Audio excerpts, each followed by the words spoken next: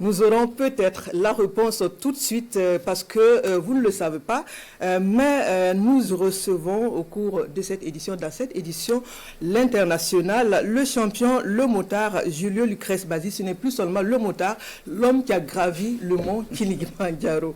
Bonjour. Bonjour madame. Merci d'être des nôtres.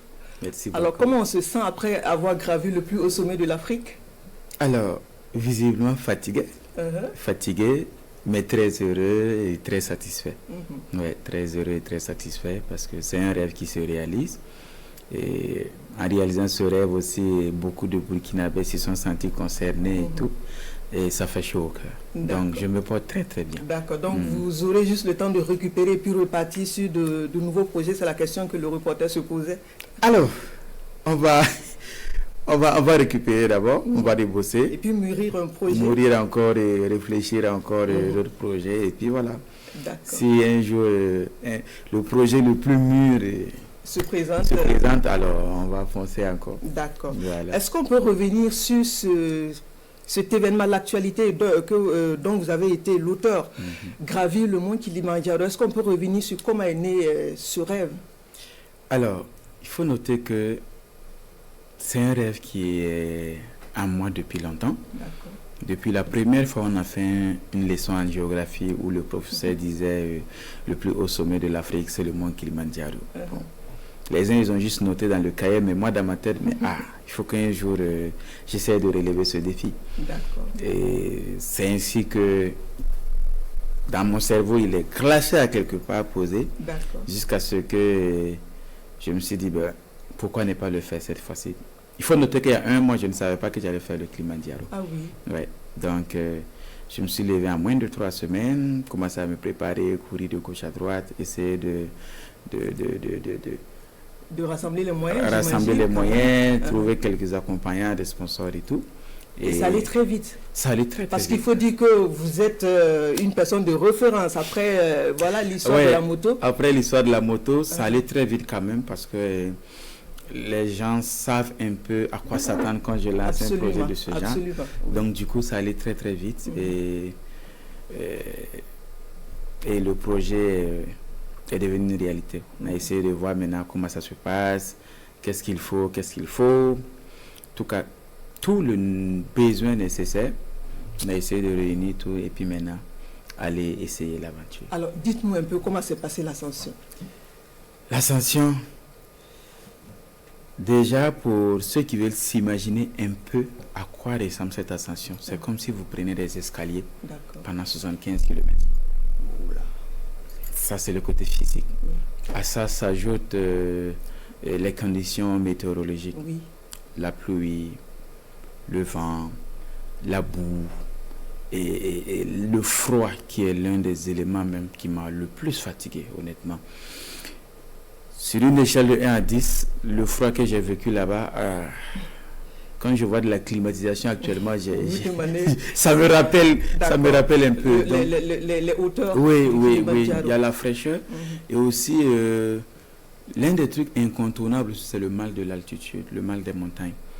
Parce que on est là présentement, on est à une altitude de 345. Ça, c'est l'altitude d'où nous sommes avec le niveau de la mer. Et il faut noter que le sommet du Kilimandjaro culmine à 5895 mètres d'altitude. C'est complètement différent. C'est complètement différent. Pour le moins qu'on puisse dire. Exactement. Et plus tu montes en altitude, plus il fait froid, moins il y a de l'air. Moins il y a de l'air parce que la pression atmosphérique aussi ne fait pas de cadeau. Tu as l'impression d'avoir la poitrine compressée. Même quand tu dors la nuit, ça fait que j'ai pratiquement pas bien dormi.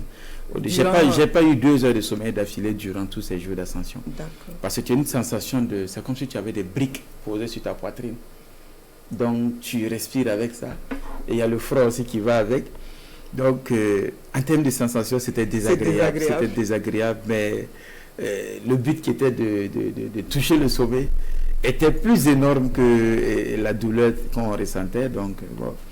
Fallait aller jusqu'au bout. Mais aujourd'hui, vous avez réalisé ce rêve, en plus du rêve d'aller en Afrique avec la moto. Qu'est-ce que vous avez appris durant cette ascension? Alors, durant cette ascension, Déjà, est-ce que par moment vous avez voulu abandonner? Déjà de moi-même, je me suis surpris. D'accord. Je me suis surpris. Je ne savais pas que je ne pouvais me dépasser à telle allure. Parce que j'ai croisé des gens qui se préparent depuis 3 ans pour faire l'ascension du Kilimanjaro. Et moi, en 3 semaines, je me suis levé pour aller le faire, alors que je ne suis pas un alpiniste à la base. Donc, je me suis surpris à me dépasser parce que c'était très dur. C'était très, très, très dur parce que il faut noter que j'ai fait le palu. Ouh là là, le jour où j'ai annoncé le départ pour l'ascension, le même soir, j'ai piqué un palu. J'ai commencé les traitements du palu étant dans la montagne. Ouh là là, d'accord. Et j'ai eu une glissade. Du coup, j'ai pris un choc au genou. Et là aussi, c'était très compliqué parce que ça faisait extrêmement mal. Donc, j'ai dû me shooter avec des antidouleurs. Tous les jours, c'était devenu comme la nourriture pour pouvoir tenir exactement. Après ça, c'était les orteils et tout. Donc, à un moment donné, c'est comme si je n'avais plus de pieds. Moi, à la limite, je boitais avec que ça. Mais, est-ce qu'à un moment donné, je voulais abandonner? Moi, non. Moi, je ne voulais pas abandonner. Mais mon corps me montrait des signes d'incapacité à un certain moment. Mais moi, dans ma tête, je suis venu pour ça. Il faut le faire parce que voilà, je suis burkinabé. Le burkinabé n'abandonne jamais, peu importe ce qu'il y a. Donc, à un moment donné, le corps vraiment refusait parce que à plus de 2-3 reprises, le guide m'a demandé, est-ce qu'on appelle l'hélico? J'ai dit non, je ne suis pas héliportable. Je ne suis pas du tout héliportable. On a commencé, on va terminer ça. C'était difficile, surtout les 100 derniers mètres. Les 100 derniers mètres. Vous voyez le sommet qui est là, à 100 mètres, mais qui n'est pas aussi accessible. Je vous assure que chaque mètre passé, j'avais l'impression de faire 2 kilomètres de marche. C'était difficile. D'accord. C'était parce que même le pied, tu as l'impression que ton pied vaut une tonne. Refuse de se soulever du sol. Exactement. Tu as l'impression que le pied vaut une tonne. Et le truc, ce qui décourage encore plus, c'est que au fur et à mesure que vous avancez, vous voyez les autres qu'on est en train de ramener. D'accord. Qu'on a porté en train de redescendre. À ceux qui n'ont pas pu aller juste... On a croisé plein. Et il y en a aussi, vous croisez avec des bouteilles de gaz qu'on est en train d'essayer de réanimer. Je vois. Tout. Mais malgré tout, vous continuez. Malgré tout ça, j'ai dit, bon, c'est pas simple. Bon, parce que déjà, pour moi-même, ça a commencé depuis le début, avant même que je ne quitte le Burkina. Oui, c'est vrai. La première vidéo que j'ai regardée sur YouTube, sur le mont Kilimanjaro, les intéressés sont décédés sur le mont Kilimanjaro. D'accord. La deuxième vidéo que j'ai regardée encore, c'était la même chose. Ces personnes n'ont pas pu, et ils ne sont pas redescendus vivants. Et moi, ça m'a un peu stressé. Et la troisième vidéo, j'ai vu que sur 8 personnes, il y a eu 2 qui l'ont fait. J'ai dit, bon, s'il y a eu 2 qui l'ont fait, c'est bon. Ils n'ont pas 2 têtes. On va le faire aussi. Donc, c'est à partir de là que j'ai essayé de mettre toutes les chances de mon côté. D'accord. Me préparer en ce laps de temps qui était là. Et puis, voilà. Et vous vouliez passer un message, le message de la résilience. Exactement. Est-ce qu'on peut revenir là-dessus pour conclure cet entretien? D'accord, ça marche. Alors, déjà, les gens vont voir que je suis allé faire le mont Kilimanjaro. Et pour moi, c'était une manière aussi de montrer ma fierté d'appartenir à ce peuple burkinabé. Un pays qui est en lutte. Un pays qui est en lutte, dont on ne pouvait même pas espérer qu'à ce jour, on serait toujours debout. Et que malgré tout ça, en fait, le Burkina Faso, c'est le parfait exemple de la résilience. Et pour moi, c'était de montrer cette appartenance à ce pays. Parce que si on traverse des moments où d'autres se battent pour ternir un peu l'image du pays, il faut bien que d'autres personnes aussi fassent l'inverse. Donc pour moi, c'était d'y aller planter le drapeau du Burkina symboliquement. Il faut noter que dans la montagne, on était plus de 1000. On était plus de 1000 avec plus d'une centaine de nationalités différentes. Et partout où on me voit avec le drapeau, le Burkinabé, le Burkinabé. Pendant que je suis en train de souffrir, d'autres sont là, ils veulent faire des photos, des trucs.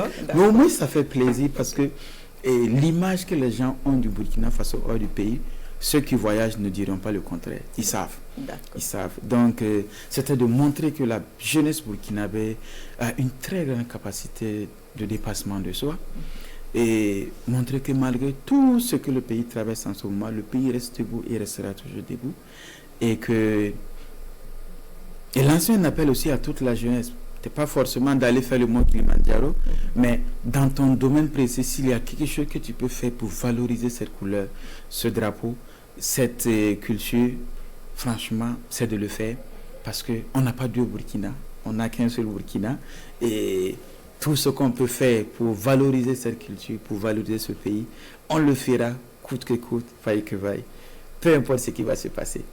Voilà donc pour le message. Donc nous avons été heureux d'avoir été en compagnie de l'international Julio Lucrèce Bazi, l'homme qui a parcouru l'Afrique à moto, l'homme qui a gravi le mont Kilimandjaro. Merci d'avoir été des nôtres.